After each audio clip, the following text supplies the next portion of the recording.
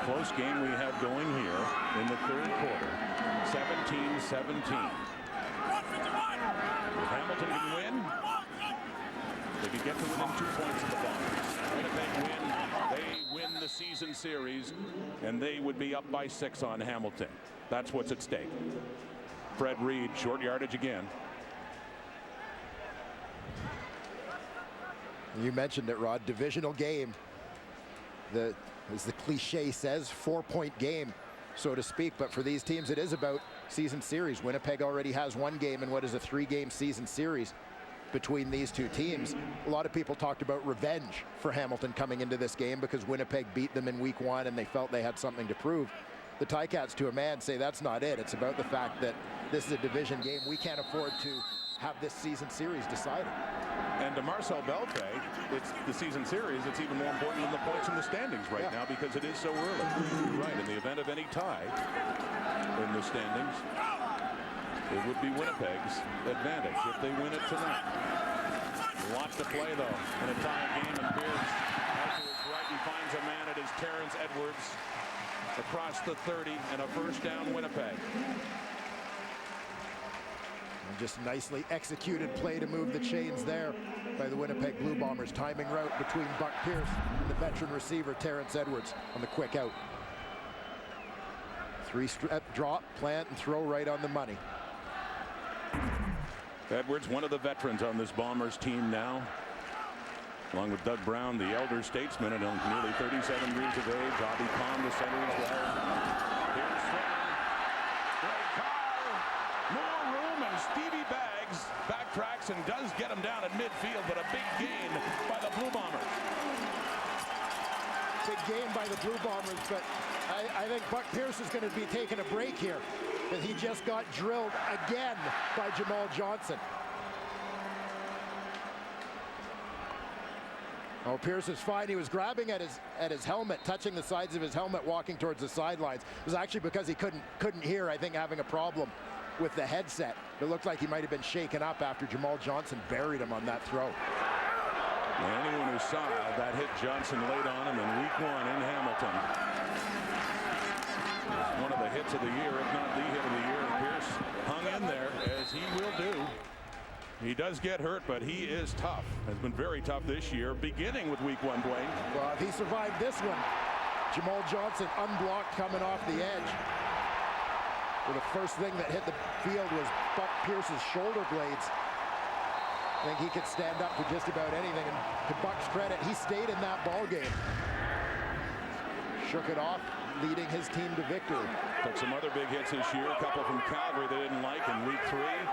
The Kowali hit in Toronto in week 4. Pierce still standing and executing. Good time here, and completes another one for another Winnipeg first down. Bombers on the move inside the Ticat 45. You feel like they just have some sort of internal clock that tells them it's the third quarter. All of a sudden, the Winnipeg Blue Bombers are clicking offensively.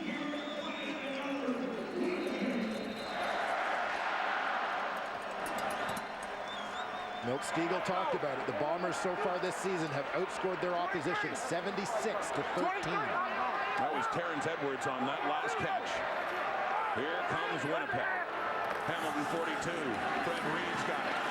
He was stopped, but he pushed it outside and nearly broke it. First down, Bombers again inside the 30. And the biggest gain of the night for Fred Reed. Fred Reed got to the outside and just ran through some arm tackles. Lowered his shoulders and kept the legs driving. Tacklers have got to get low and wrap him up. Bounces it to the outside, goes into a little bit of traffic.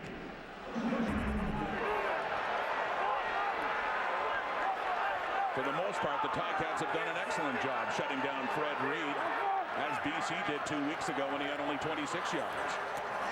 Another pass complete.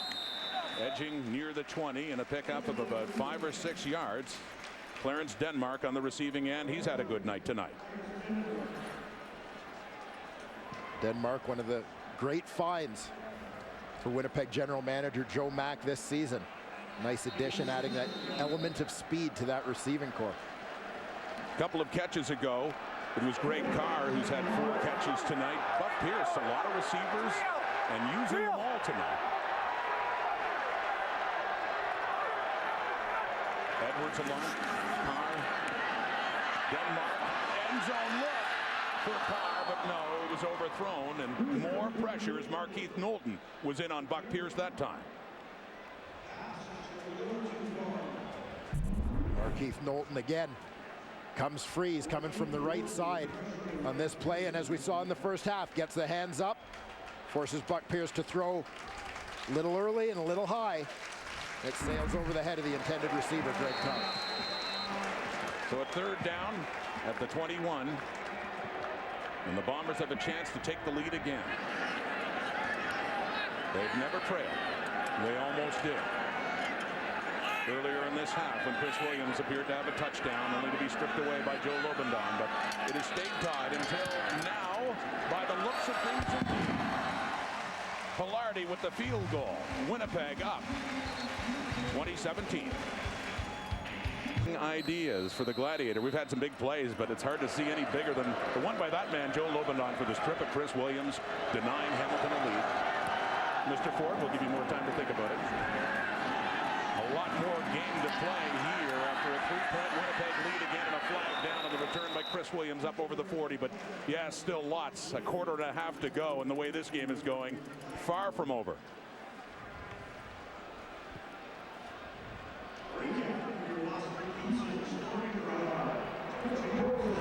Holding. Hamilton number 47. The penalty going against the Tiger Cats, but three teams with winning records right now in the East Division for so many years. As the guys in the studio talked about, it was West Division dominance. Paul LaPolice knows all about that from his days with the Saskatchewan Roughriders as well. Crossover games. However, this year anyway, if the Argos can pick it up, there's been a little bit of a change, at least at this stage of the season. It is early, but we do have three solid teams at this point in the standings. Winning records, Hamilton one of them, and trying to stay in the mix. A big one tonight for them. It's Bakari Grant already with a touchdown in this game, and he gets up over the 30. So a gain of 5, maybe 6, and second down, Ticats. Well, Rod, it seems like over the last several years, these two teams have taken turns at experiencing difficulties in the CFL standings. But you look at it, first time since 1996 where both these teams have been above 500 7 weeks into the season. 1996, both of them were 4-3 entering week 8 play. 15 years ago. Now here we are, 6-1 team against a 4-3 team, heading in to this week of play, and on short yardage looks to be enough for a first down.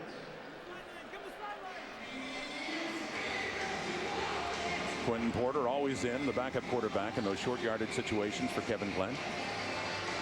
Well, Porter's been very effective in those short yardage situations. We saw him sacked in the first half as the Tiger Cats tried to take a gamble. But again, that's one of those, I'll go back to the point Schultz made before the game. You got to be aggressive against an aggressive team. Kevin Glenn was pulled for Quentin Porter in the opener back in July 1st against these Blue Bombers. Kevin Glenn has recovered nicely in this game. And another completion to Bakari Grant at a big first down, Ticats, inside Bomber territory. It's down at the Winnipeg 50. Well, one of the things the Hamilton Tiger Cats set out to do this offseason was get bigger in their receiving corps. Thus the addition of Bakari Grant at 6'4", Aaron Kelly at 6'5". Why do you want big guys? That's exactly why, because they're being covered by 5'9" corners, and it gives your quarterback a little bit bigger margin of error in throwing the football. Bakari Grant, 3 catches, 75 yards, including that big touchdown grab, getting in behind Merrill Johnson in the second quarter. They've got Hamilton back in this game at a shotgun again and handing off to Colburn.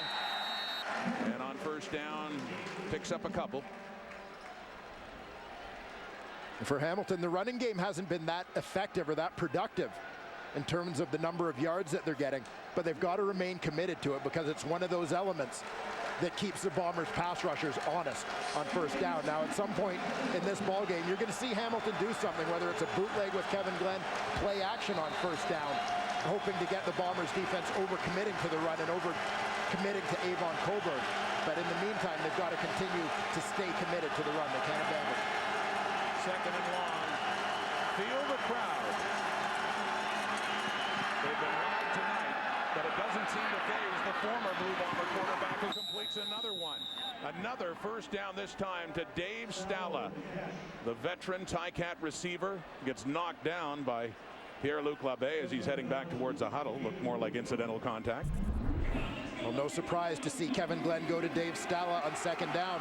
Stala understands where the soft spots are going to be in coverage. He finds open space in that one to pick up the first down for the Ticats. 7 touchdowns in 7 games heading into this one. On pace to break Tony Champion's franchise record set back in 1989. And North Canadian has led the CFL in touchdowns for an entire season by themselves since Terry Evanson since 1967. It goes back that far. Williams on the receiving end again from Kevin Glenn. Williams is having a great night. Well, who could imagine how the Hamilton Ticat receiving core would unfold this season? Kevin Glenn mentioned it to us a couple weeks ago. If you had said you're going to be playing 6, 7, 8 weeks into the season with 3 rookie receivers, he said, I'd have bet you my paycheck it would never happen. It's been Dave Stala and the kids primarily this season. Well, the point's been made. It's what made Arlen Bruce expendable by Hamilton. The talent of these receivers. Williams, 6 catches, 157 yards tonight, and that touchdown. And a little more room made by Avon Coburn as he busts his way inside the 15 and moves the sticks again. Red zone for the Ticats. Once tonight they got there and didn't get a touchdown, but about 80% of the time they do. And the Ticats are using that double tight end formation that Matt Dunnigan spoke about at halftime, widening out those ends a little bit, creating an extra gap, helping them out in the run game.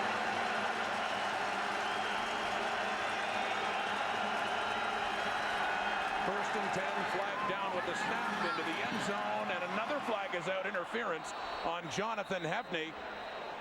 And Chris Williams, who was calling for the flag while he was still running the route. So 2 penalties here. The second one looks to definitely be against the Blue Bombers.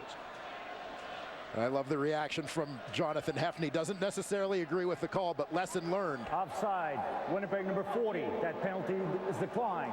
Pass interference, Winnipeg number 23. Foul occurred in goal. The ball will be on the 1-yard line. Automatic first down.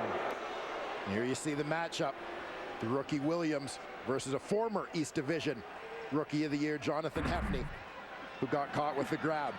We saw Hefney in the first half take a 10-yard penalty for objectionable conduct for removing his helmet on the field when he got frustrated. You saw that time, you could see the frustration, but he knew all I can do is unbuckle the straps. And that was on the Williams touchdown when he thought he went out of bounds. Didn't think it should have been allowed. Here the Ticats knocking on the door. First and goal. Short yardage unit in with Quentin Porter taking it in for the touchdown and giving the Ticats their first lead of this game. And a big one here in the third quarter, Rod. Winnipeg's dominant quarter. The Bombers had allowed only 13 points in the third quarter all season heading in, and already 2:22 left in this quarter. They have allowed 7 pending this convert. And earlier, thanks to Joe Lobendon, avoided allowing another 7.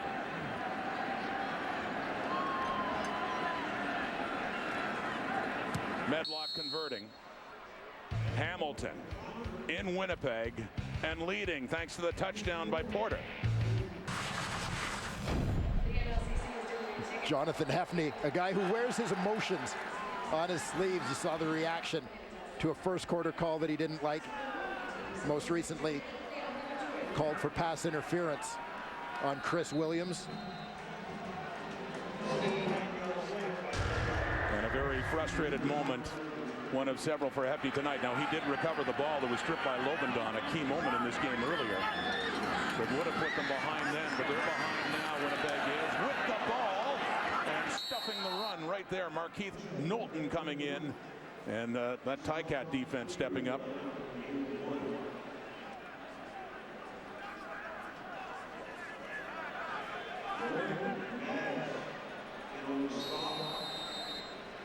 Markeith Knowlton, the 2010 CFL Most Outstanding Defensive Player. Part of that great linebacking core having a strong night tonight for his coordinator, Corey Chandler. Second and long.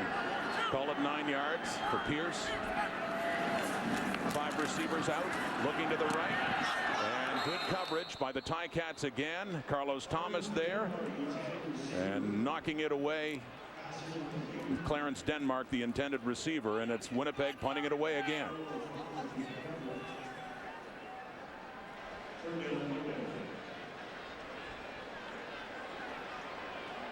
I've seen a couple of Ticat defenders after that last stop, most mocking the whole Swaggerville thing and doing a little dance we've seen Bomber defenders do earlier this season. That was the 6th 2-and-out by the Bombers, and the second no yards call against them as well. So it'll be better position for the Ticats to start with after that penalty. Well, Hamilton's been pretty successful offensively in this ballgame. No yards. Winnipeg number 21, 15-yard penalty, first down. We get another penalty against the Winnipeg Blue Bombers. But looking at the numbers, Winnipeg averaging the league best, only 285 yards against offensively. The Hamilton Tiger Cats have already posted 353 yards with a whole quarter of football ahead. Well, it's been uncharacteristic tonight for Winnipeg in that department. Taking far more penalties than the Ticats in this game. And really working against them now inside Bomber territory. To stop, Colburn finds an opening off tackle right and a first down inside the 40. So here come the Ticats again. They stole momentum away early in the second quarter, and they really have not relinquished it. It seems like